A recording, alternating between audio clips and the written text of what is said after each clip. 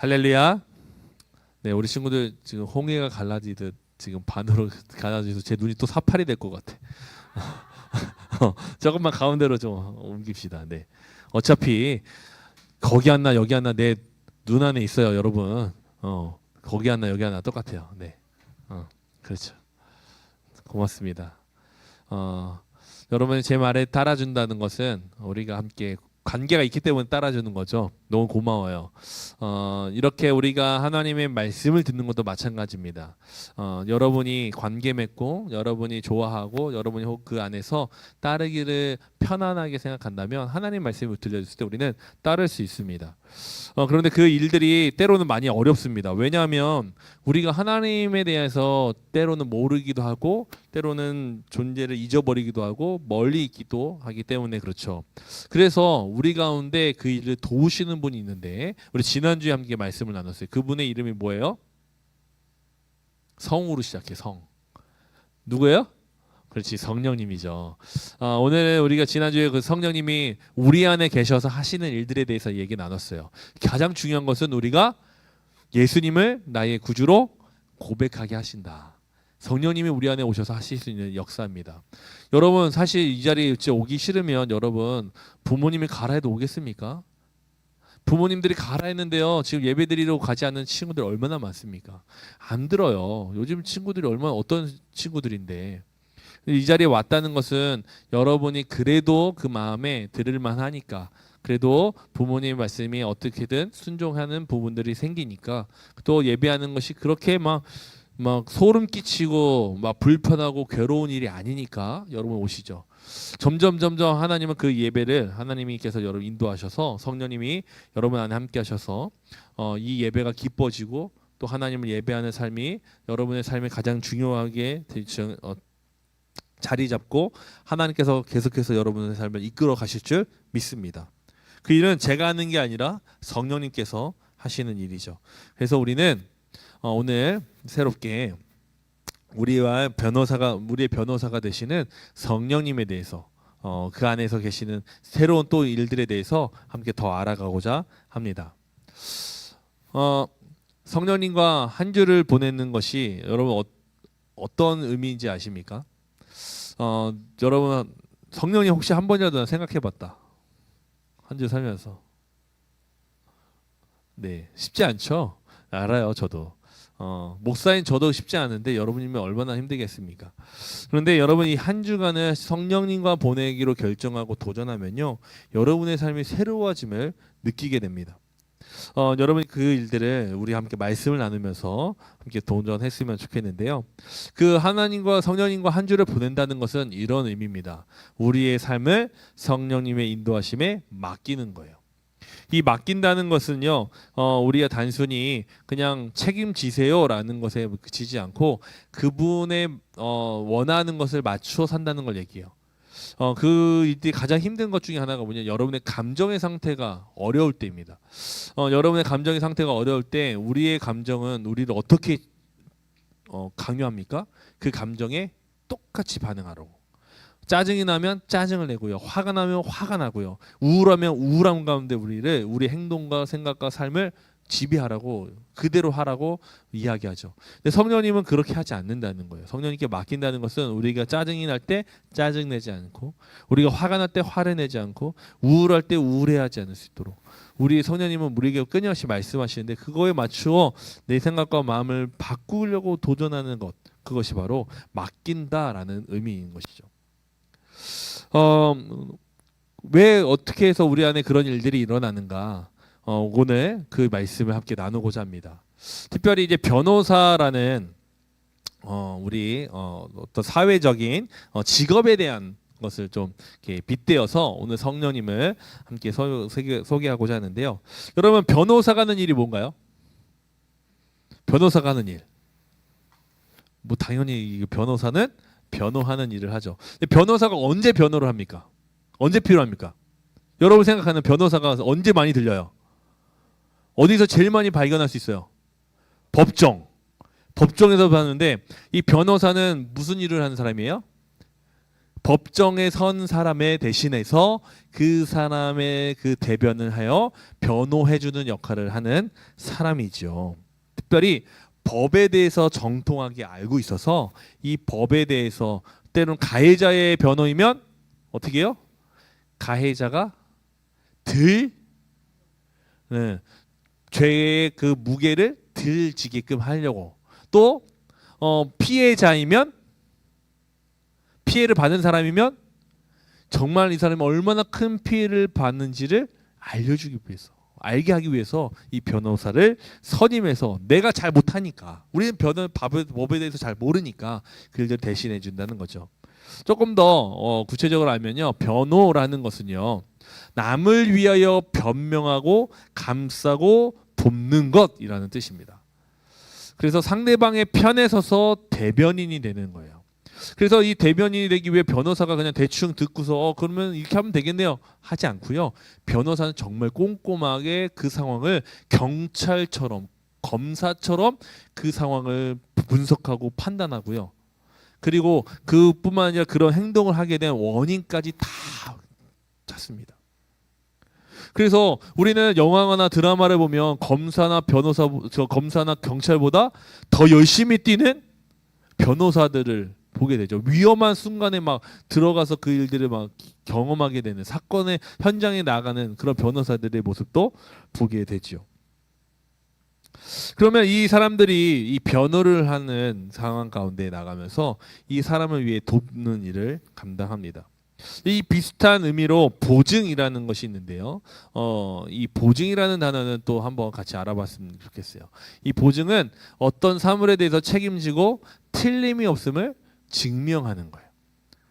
특히 이제 채무자가 채무를 이행하지 않았을 때 채무자를 대신하여 채무를 이행할 것을 부담하는 일. 그래서 우리는 이렇게 쉽게 얘기하잖아요. 야, 아무나 함부로 보증 쓰지 마. 보증 쓰지 마. 이제 요즘에 그런 얘기는 잘 들리지 않아요. 그렇죠? 옛날에는 드라마의 아주 중요한 그 이슈 중에 하나가 뭐였냐면, 그 재미를 만들어내는 요소 중 하나가 뭐냐, 보증이에요. 보증. 막 잘 나가다가 한번 이게 드라마에서 어려운 일을 확 만드는데, 그 일들이 대표적인 게 뭐냐면, 보증 서 가지고 집에 이제 갑자기 빨간 딱지들이 막 붙는 현 상황, 집이 한순간에 망해버리는 상황, 뭐 이런 것을 통해서 뭐 옛날에 저는 드라마에서 이제 보증 서지 말라는 걸 많이 배웠는데, 요즘엔 보증 서는 일에 대해서 많이 나오지 않습니다. 근데 제가 이제 목회자를 하면서 조금 보증을 해야 되는 상황들이 있어요. 어떤 상황이냐면, 특히 이제 친구들하고 있을 때 제가 스스로 여러분을 향해서 내가 보증인이 되려고 노력을 많이 합니다. 혁준이가 어떤 사람이지, 목사님이 교회 어른들에게 막 얘기하는 거야. 우리 혁준이는요, 그래도 열심히 최선을 다해서 자기가 일하려고 하고요, 공부도 하려고 하고요, 이제 기숙사도 들어갔어요. 그리고 열심히 친구들하고 있고요, 그 다음에 교회도 열심히 나오려고 하고요, 도전하려고 합니다. 얼마 되지 않았는데요, 최선을 다해 참여합니다. 제가 혁준이에 대해서 변호하고 있고, 변호하는 것뿐만 아니라 그걸 제가 보고 느끼면서 보증하는 거예요. 제 이름을 걸고, 목사라는 제 직분을 걸고 보증하는 거죠. 자, 그러면은 혁준아, 넌 어떠니? 내가 이렇게 너를 보증해 준다고 생각하니까 힘이 나, 안 나? 힘나지 않아? 힘나죠. 누군가가 저의 삶을 보증해 준다 했을 때, 특히 이제 여러분이 좀 더 나이가 크잖아요. 그러면은 이제 뭐 대학교를 가고 그 뭐 여러 가지 원서를 내야 될 일들이 있어요. 그러면 거기에 원서에 요구하는 조건 중에 하나가 뭐냐면 추천이 있어요. 추천서를 받아와라. 자, 추천서를 받아오라는 그 내용들이 있을 때, 이 추천서는 아무에게나 쓰는 게 아니에요. 이 추천서는 추천인이 이 추천을 해줄 만한 사람에게 대해서 내가 보증해줄 만한 마음이 있고, 그러한 책임감을 느끼고 해줄 수 있다고 생각하면 써주는 게 바로 이 추천서입니다. 추천서를 그래서 함부로 쓰지 않고 함부로 요청하지 못해요. 이 보증이라는 것은요, 굉장히 그 사람에 대하여 신뢰를 높이는 아주 중요한 일이라는 거죠. 그 일을 누가 하느냐, 이 변호와 보증을 누가 하느냐, 바로 우리 성령님께서 우리를 위해 하신다라고 말씀하고 있는 겁니다. 오늘 말씀해 보면 13절에 이렇게 얘기하세요. 약속의 성령으로 우리가 무엇을 받았다고 얘기하냐면 인치심을 받았다라고 이야기합니다. 인치심을 받았다는 것은요, 도장을 찍었다는 얘기예요. 도장을 찍었다. 이 도장을 찍었다라는 것은요, 아주 중요한 것을 의미합니다. 여러분, 왕이요, 그 옛날 왕이 이제 조서를 씁니다. 왕의 명령을 막 써요. 근데 거기에 도장을 안 찍어요. 그러면 그거 왕의 명령입니까, 아닙니까? 왕의 명령이에요, 아니에요? 잘 모르겠어. 우리나라 말로 할게 어인.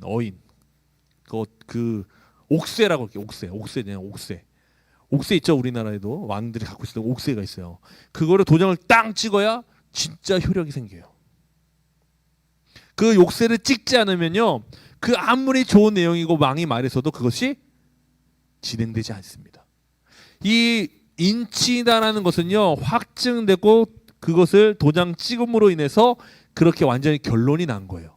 그리고 법적인 효력을 갖게 된 상태를 인침을 받았다라는 상태로 이야기합니다. 특히 그 당시에는 종이 있었어요. 하인들이 있었어요. 그래서 이 사람을 주고 사고 팔 수가 있었어. 종을.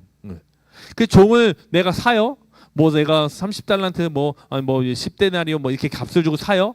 그러면 그 사람이 이제 내 소유가 되잖아요. 내 소유가 되는 아주 중요한 문서가 있었는데 이 종문서에 도장을 찍혀야 돼. 내가 노예 상인이 팔았습니다. 라고 내가 확증합니다 하고 도장을 찍어주지 않으면 이 종은요, 내가 아무리 돈을 지급했어도 그것을 증서를 갖추고 있지 않기 때문에 이 종을 다시 빼앗길 수가 있어요. 그래서 이 증서를 갖고 있는 게 굉장히 중요해요. 지금도 마찬가지로 땅 문서, 옛날에는 지금은 우리가 뭐 그거 다 등록이 돼 있어서 땅의 주인이 누구인지 알 수 있지만 옛날에는 땅 문서가 없으면요, 이 땅의 주인으로서 내가 내세울 수 있는 권한이 없어요. 그 일에 문서가 아무리 있어도 소용이 없는 게 중요한 그것을 도장을 인증해 줄 만한 곳에서 도장을 받지 않으면 아무 효력이 없는 거죠. 그래서 도장 중요해요. 그리고 여러분 이제 가족관계증명서, 주민등록증 아직 안 나온 친구도 있지만 지금 이제 여러분 주민등록증 있는 이제 나온 고3들 나왔죠. 이제 가면은 이제 주민등록 초등본을 뗄 수 있어. 등본을 떼는데 아무나 그냥 여러분 등본 쓰고 이름 쓰고 여러분 쓰고 여러분이 막 거기다가 이름 쓴 다음에 주소 쓴 다음에 내가 만드는 거야. 그 다음에 주민등록 번호를 정확하게 썼어. 그럼 등본이 될까 안 될까? 여러분 등본 만들 수 있을까 없을까? 없어요. 등본은요, 무조건 주민센터나 정부 기관에 가서 발급을 받아야 돼. 왜 발급을 받냐? 그 내용을 우리가 다 쓸 수 있어. 다 우리가 만들 수 있어. 근데 우리가 그걸 못 만드는 이유는 뭐냐면 도장 때문에 그래요. 도장. 주민센터 그 도장이 찍혀야만 그 등본의 효력이 생기는 거야. 그래서 이 인쳤다, 성령으로 우리를 인치심 받아 했다, 인쳤다는 것은 우리가 하나님의 자녀로서 완전하게 되었다라는 의미를 갖습니다. 그런데 이것이 왜 필요하느냐? 그러면 도장 찍는 일을 왜 하나님은 말씀하시냐? 이러한 상황들이 우리에게 다가오기 때문입니다. 우리 사단이요, 우리가 하나님의 자녀가 되는 걸 좋아할까요, 안 좋아할까요? 사단의 입장에서 빼앗긴 거예요. 빼앗긴 거야. 이게 좀 사단이 굉장히 그 뭐랄까 잘못 생각하는 건데 우리는 다시 돌아간 거거든요. 근데 사단의 입장에서 빼앗긴다는 얘기예요. 그래서 우리를 참소해요. 우리를 그래서 계속해서 괴롭혀요. 우리의 마음속에 와서 빼앗기었으니까 더 크게 괴롭히는 거, 힘들게 만드는 거야. 그래서 하나님을 믿어서 더 고통스럽게 만들고 더 힘들게 만들어서 하나님을 원망하게 하고 하나님을 떠나도록 하려고 이 사단이 하나님의 자녀를 집중해서 공격하게 됩니다. 여러분을 공격한다는 거예요. 요한계시록 12장 10절에 보면요, 그 이야기가 이렇게 나오는 거예요. 우리 형제들을 참소하던 자, 곧 우리 하나님 앞에서 밤낮 참소하던 자가 쫓겨났다. 이 얘기는 사단이 우리를 계속해서 참소했고 이게 마지막 때에 일어난 일이거든요. 그러니까 이 얘기는 마지막 때가 오기 전까지 이 사단은 우리를 계속해서 우리의 마음을 공격하고 힘들게 하는 존재다. 이렇게 이야기하고 있는 거죠. 이 참소라는 의미가 무엇이냐? 좀 더 자세하게 알면 남을 헐뜯고 죄가 있는 것처럼 꾸며 윗사람에게 고하여 바치는 거예요. 그러니까 이거는 거짓말을 하는 거죠. 거짓말. 이 상황을 통해서 이 법정에서는 죄인처럼, 나는 죄인이 아니었는데 모든 사람이 나를 죄인이라고 세상에서 손가락질해서 만들어버려서 위축되게 만들어버리는 거예요. 너는 하나님의 자녀가 아니야. 너는 너무나 악하고 나쁜 존재야라고 계속해서 우리의 마음에 거짓 메시지를 준다는 거죠. 여러분, 그 가운데서 우리의 힘으로 그 일들에 대해서 대항할 수 있을까요? 쉽지 않다는 겁니다. 그래서 필요한 것이 무엇이냐면 우리를 변호해주고 우리를 보증해주는 예수님의 보혈의 피가 우리한테 필요합니다. 예수님은 그래서 우리를 위해서 십자가에 달려 죽으셨어요. 근데 그것이 그냥 단순히 거기서 그치는 것이 아니라 우리가 그렇게 스스로를 하나님의 자녀로서 힘을 내어 그 참소하는 마귀와 사기상의 속에서 공격을 당해서 우리가 이길 수 없는 존재인 것을 아시기에 그런 가운데 우리를 돕고자 성령님을 보내셨다라는 겁니다. 세상은 우리를 향해서 얼마나 많은 나쁜 이야기를 주는지 몰라요. 너는 바보야. 너는 절대 알 수 없어. 네가 무슨 크리스천이야? 네가 무슨 교회 다니는 애야? 너도 나쁜 말 하잖아. 너도 음란하잖아. 너도 거짓말 하잖아. 너도 돈 좋아하잖아. 야, 대학 가면 술 마시고 MT하는 그 문화 누려야지. 그가 안 하는 넌 바보야. 이런 여러 가지 이야기들을 통해서 우리를 계속해서 공격한다는 거죠. 이 이야기를 통해서 우리는요, 죄책감에 들어갑니다. 그래, 나는 예배도 잘 안 드리고 기도도 안 하고 말씀도 안 듣고 세상의 것을 똑같이 좋아하는데 내가 무슨 하나님의 자녀야. 우리 안에 그 나쁜 메시지가 들어오면서 거기에 다 함몰되는 상황을 맞이하게 된다는 겁니다. 그런데 여러분, 그 가운데서 우리를 위해서 우리의 마음이 무너질 때 우리를 위하여 변호하시는 분이 있는데 그분이 누구냐? 바로 예수 그리스도십니다. 성령님이시라는 거죠. 에베소서 1장 4절에서 5절의 말씀을 제가 읽어줄게요. 곧 창세전에 그리스도 안에서 우리를 택하사 우리로 사랑 안에서 그 앞에 거룩하고 흠이 없게 하시려고 그 기쁘신 뜻대로 우리를 예정하사 예수 그리스도로 말미암아 자기의 아들들이 되게 하셨다. 여기에 보면요, 창세전이라는 것이 아주 굉장히 중요한데요. 창세전이라는 것은 우리가 이미 마귀의 존재여서 우리가 하나님께 빼앗긴 그런 빼앗은 자가 아니라 이미 우리는 하나님의 존재였다는 거죠. 근데 누가 원래 뺏은 거예요? 사단이 우리를 빼앗은 거고요. 하나님은 그것을 되찾았다라는 것입니다. 이거는 아주 중요한 과정입니다. 우리는 원래 하나님의 자녀였고요. 원래 하나님께서 기뻐하시는 사람들이었습니다.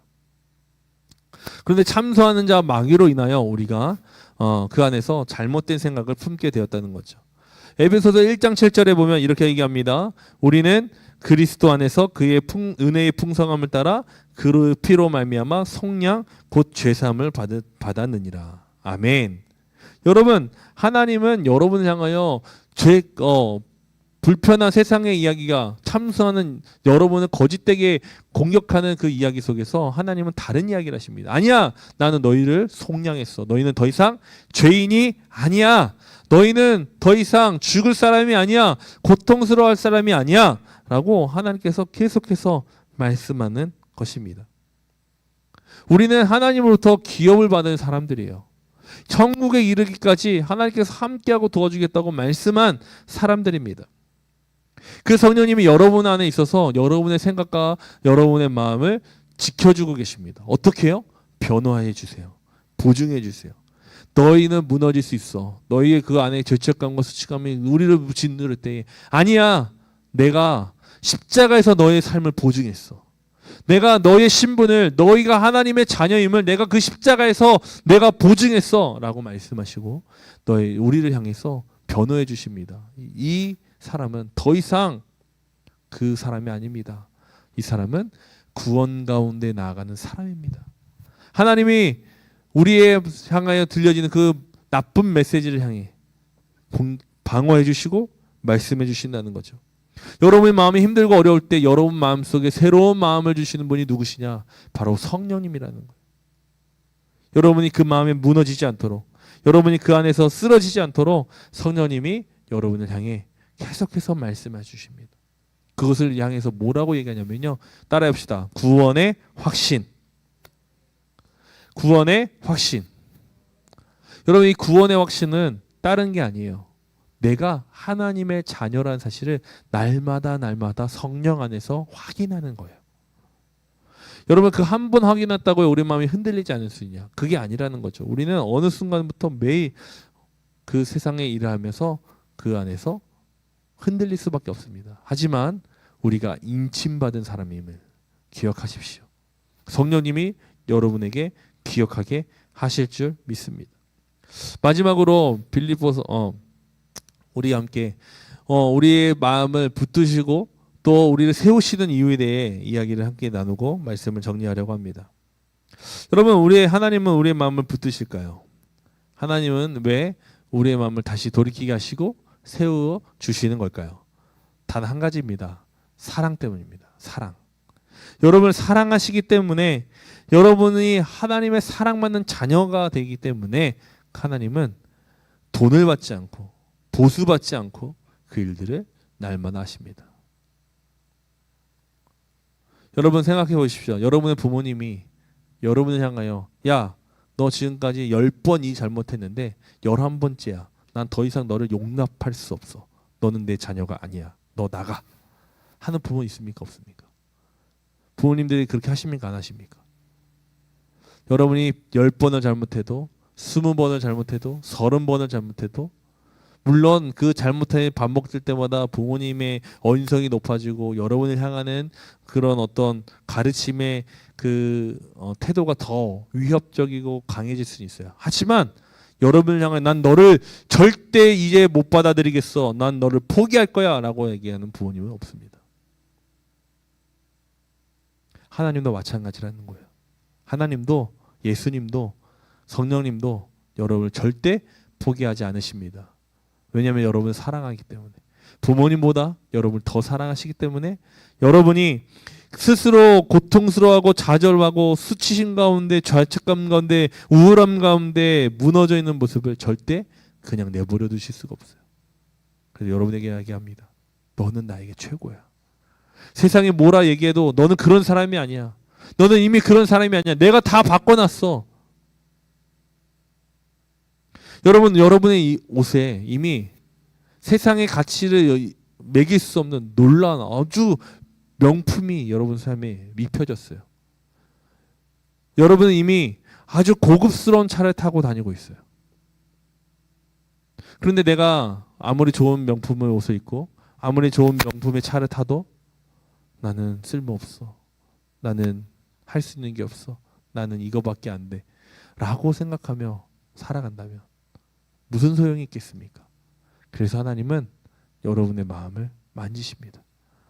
힘들어하지 말라고, 그거 아니라고, 거짓된 메시지라고 하나님이 알려주십니다. 여러분 스스로를 공격하고 여러분 스스로 어려운 마음이 들 때 오늘의 말씀을 기억하십시오. 여러분은 따라합시다. 성령님이 인치셨다. 성령님이 여러분 인쳤어요. 그 얘기 뭐냐면 내가 너를 변호하고 보증한다. 하나님께서 말씀해 주십니다. 우리는 하나님의 보증과 하나님이 변호하는 사람들입니다.